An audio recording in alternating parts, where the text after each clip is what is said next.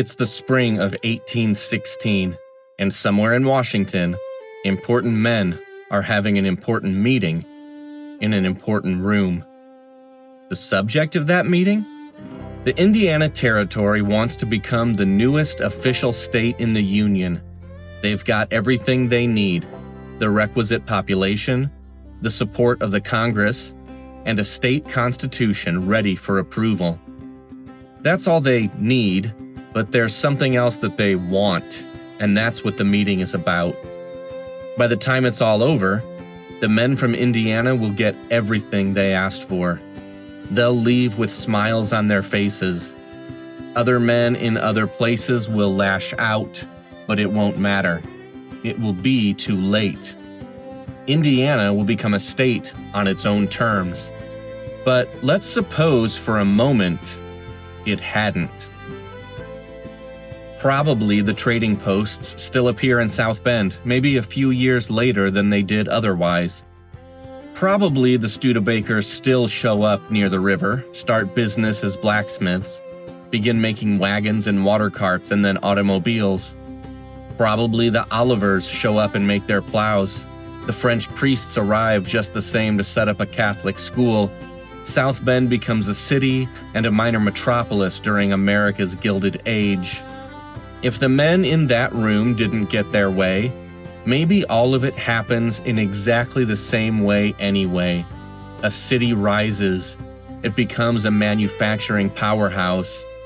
It raises up millionaires and superstars and world changers and a vice president of the United States. But how weird would it be if all of that happened in South Bend, Michigan? It was closer than you think.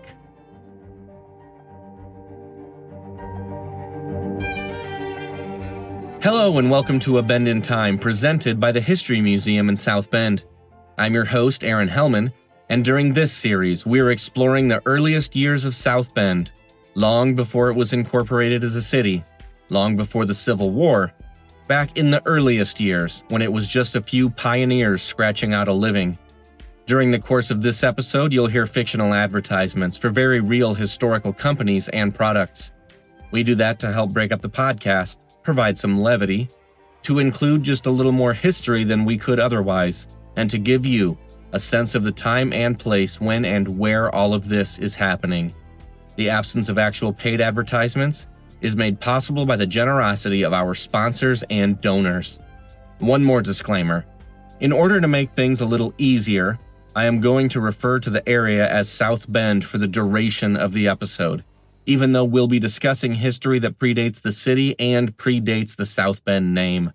That's going to be a lot easier than continually saying the place that would later become South Bend every single time. And now, with all that out of the way, let's go back to July 13th, 1787. Now, it's worth noting that in 1787, the Revolutionary War had long been settled, but George Washington was not yet America's president. The Constitution had not been ratified. The Congress, as we know it today, did not exist. The country was being governed loosely and with considerable difficulty under the Articles of Confederation by a body called the Confederation Congress. That Congress, on that July day in New York, passed one of the most consequential pieces of legislation in American history. They called it an Ordinance for the Government of the Territory of the United States Northwest of the River Ohio. We call it the Northwest Ordinance. The Northwest Ordinance did something genuinely revolutionary. It looked at the enormous, mostly unmapped territory between the Ohio River and the Great Lakes and laid out the rules for how the wilderness would become territories and how the territories would become states. First, Congress would appoint a governor and judges to run the territory. When the population reached 5,000 free adult males, residents could elect a legislature. When the population hit 60,000 free inhabitants, the territory could apply for statehood. At that point, it would enter the Union on totally equal footing with the original states. The ordinance also did something else that mattered enormously. It banned slavery in the new territory. That single provision would shape the character of Indiana and every other state carved from the Northwest Territory for generations, and it was not without controversy. Thomas Jefferson had sketched the original blueprint for this kind of territorial governance back in 1784. The 1787 Ordinance refined and formalized his ideas, and when the new constitutional government took over, one of the first things the first Congress did was to reaffirm the Northwest Ordinance, essentially making Jefferson's vision the law of the expanding land. Out of that enormous territory, 5 states would eventually be carved: Ohio, Indiana, Illinois, Michigan, and Wisconsin. In 1800, Congress divided the Northwest Territory in 2. The eastern portion would eventually become Ohio. The rest of it, a sprawling region that encompassed what is now Indiana, Illinois, Wisconsin, and parts of Michigan and Minnesota, was named the Indiana Territory. And the man President John Adams appointed to govern it was a 27-year-old Virginian named William Henry Harrison. Harrison would eventually become the 9th President of the United States, and he would hold that distinction for exactly 31 days before dying of pneumonia. It was the shortest presidency in American history, but in 1801, when he arrived in Vincennes to take up his post as territorial governor, all of that was a long way off. The Indiana Territory was so named because it was land that belonged to the Indians. Harrison's job was to change that. He negotiated and forced and bribed treaties that moved Native Americans from their land.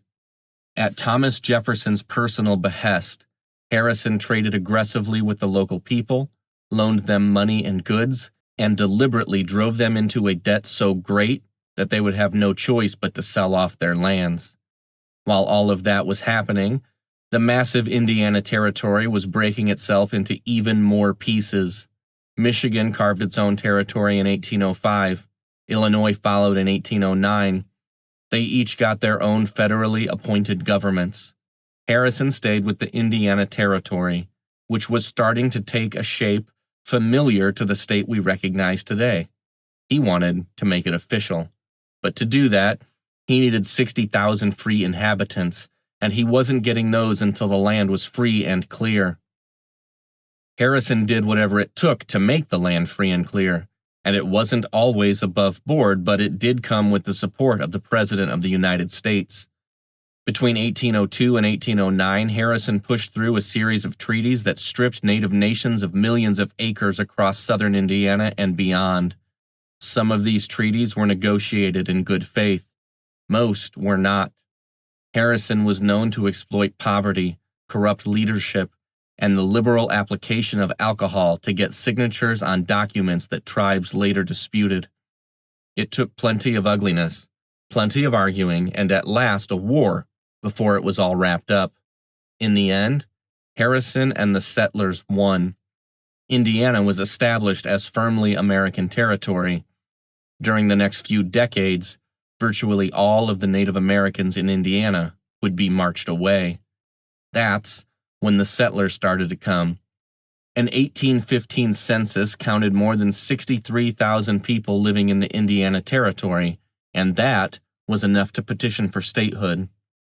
Indiana's territorial delegate to Congress, a lawyer and newspaper publisher named Jonathan Jennings, introduced a bill to authorize a constitutional convention. The bill passed the House by a vote of 108 to 3. President James Madison signed the enabling act on April 19, 1816. There was just one catch. Most of those 63,000 settlers were concentrated in the southern third of the state. They'd come up from Kentucky and Tennessee on flatboats across the Ohio River, planted themselves in river valleys, and hadn't moved much further north. Indiana in 1816 was 2 very different places, a settled, populated South, and a northern wilderness that was largely the domain of the Potawatomi and Miami nations, for now.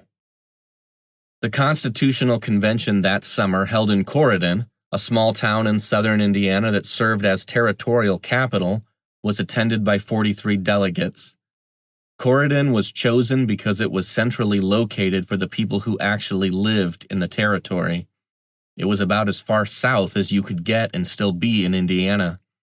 Nobody at that convention was thinking much about the land to the north, but someone in Washington was.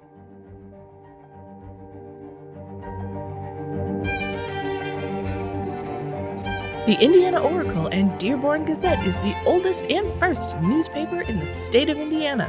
Issues are delivered to South Bend just 2 weeks after the publication date, and you can purchase yours at outposts throughout the region. Catch up on Indiana news straight from the source. And now back to A Bend in Time, presented by the History Museum.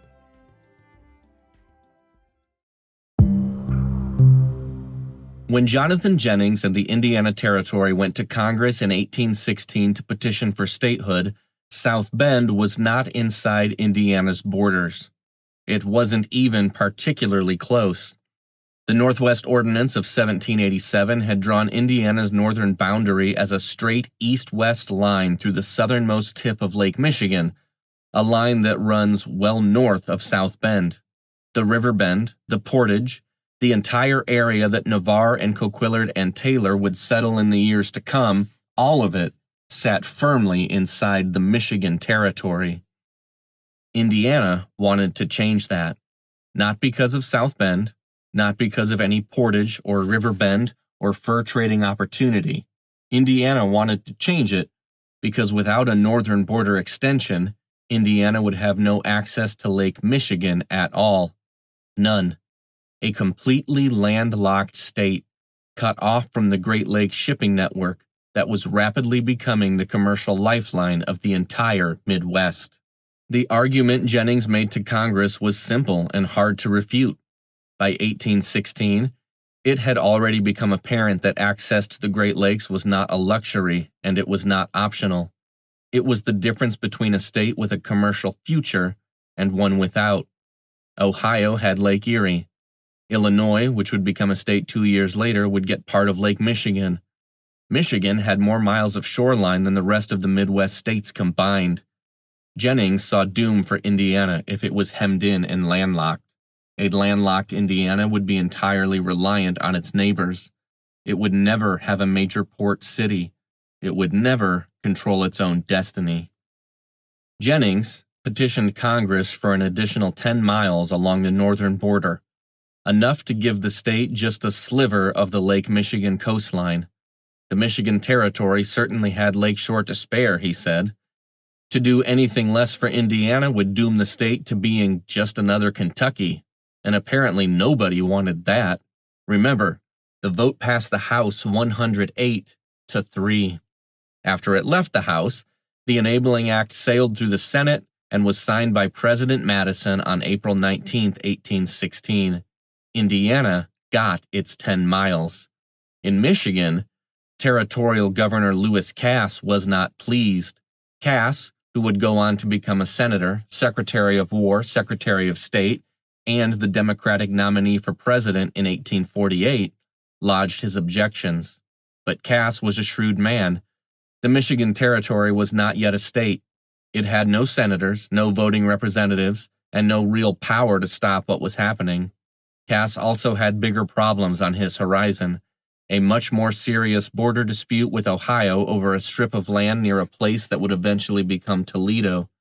He needed Indiana as an ally, or at least a neutral party, in that coming fight.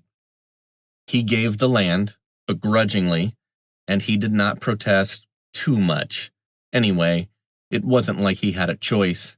Indiana became a state, and it brought 10 extra miles of northern border with it. They got their lakefront. They also got something maybe even more valuable, and something they weren't even trying to get: a historic river portage that ran between the St. Joseph and Kankakee rivers. 4 years later, Pierre Navarre would be the first one to show up to take advantage of it. Are you sick? Would you like to not be sick anymore? Then visit Horatio Chapin's General Store, where he offers medicine. Horatio Chapin has the cure for whatever ails you, including licorice balls, opium, turpentine, wintergreen, and Peruvian bark. If it's real bad, he also has honest-to-God, do-it-yourself surgeon's needles. Get well soon! And now back to A Bend in Time, presented by the History Museum.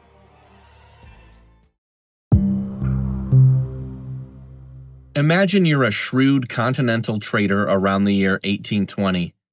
You need just a few things if you're going to become wildly wealthy, and just a few more things if you want to hold and keep your wealth. Number 1, you need a place. A place that sees steady traffic and steady trade. A place where goods and money are already flowing. A place like a historic portage between two important rivers connecting the most important aquatic highways on the planet. Number 2, you need to get there first, or at least almost first. You need to establish trading relationships with Native Americans and leverage those relationships so that they benefit you first and foremost. You need to earn trust. You need to have the most trust. These were the things that traders all over the continent had been looking for since before the United States existed. Highly profitable and highly exploitable markets that had not yet been touched by European-descended hands. Those places did exist, but they usually required some pretty significant trade-offs. Sometimes, they were so far into the middle of nowhere that it was almost impossible to get back to proper civilization. And what was the point of amassing an absolute pile of money if there was nowhere to spend it? Sometimes, they were so far into the middle of nowhere that they became dangerous. Angry tribes, rough conditions, violent animals, and no backup if and when things went bad. If you were days or weeks from the nearest town, there was no one to help when things went south, and nothing but bandits waiting for you when you tried to get your coins carted back to the bank. Mostly, though, there were legal uncertainties. Could you claim land in a territory? Could you know that it was yours? Were your contracts enforceable? Was there anyone to help you enforce them? Life on the frontier was the Wild West in the wilderness and in the courtroom, if you could find a courtroom. None of this was unusual. This was, in fact, exactly what frontier trading looked like everywhere else in the expanding nation. If you wanted to be first to a place, and if you wanted the first crack at untapped resources and uncontested markets, you went out there. You went further than everyone else had gone. You got there before the lawyers and the judges and the county commissioners and the state militias and the federal agents who negotiated your peaceful abidement with the Native Americans. You had to accept a lot of risk to make a lot of money. That's capitalism. But South Bend broke the mold. Here was a place that had every characteristic of the deep frontier: untouched wilderness, no permanent European-descended settlers, and a landscape that still belonged to the Potawatomi and Miami as far as daily life was concerned. A trader arriving at the river bend in 1820 would have been among the very first settlers in the entire region. The competition for furs and trade goods and commercial relationships was essentially non-existent. The territory was, by any measure, wide open. But, and this is the thing that should not have been possible, and the thing that almost certainly would not have been possible anywhere else on the frontier at that moment, it was inside an established American state, even if it was just recently added inside the borders of that state. That meant something concrete and practical to a man trying to build a business. It meant there was a legal system that could enforce his contracts and protect his property. It meant that there was a state militia that could theoretically be called upon if things went badly wrong. It meant that the land he built on could be titled and surveyed, that the deals he made could be taken to court, that the debts owed to him had some mechanism for collection beyond his own physical ability to enforce them. It meant he was a citizen of Indiana, with a representative in Congress, and the full apparatus of American democratic governance standing, however distantly, behind him. The Michigan Territory, just a few miles to the north, had a lot less of those. Michigan wouldn't be a state for 17 more years. A trader who set up shop on the wrong side of the border in 1820 was setting up shop in a largely ungoverned wilderness. Michiganders took on more risk and enjoyed fewer protections than their neighbors to the south. South Bend in 1820 was this: the Wild West in all of the best profit-making ways and proper stable civilization in all of the others. It's no surprise that Pierre Navarre seized on the opportunity. The only wonder is why it took so long for the next batch of settlers to show up. But when they did, they discovered a slice of geography nestled into a unique bit of politics in the midst of an uncommon history that demanded the creation of a town. One of the great unanswered questions about South Bend's early settlers is whether or not Coquillard or Taylor came intending to build a town. Maybe it didn't matter. South Bend was a town demanding to be built. The only question was who was going to do it, and those guys were as good as any. Hey, thanks for joining us on A Bend in Time presented by the History Museum in South Bend. There's more history waiting for you at historymuseumsb.org. I'm your host, Aaron Helman. The theme music is Whose Distance Is It Anyway by Neil Carmichael. In our next episode, we are going to learn a little bit about what life was like for a South Bend fur trader during the 1820s. Until then, keep learning new things, and remember, everything is fascinating as long as you stay curious.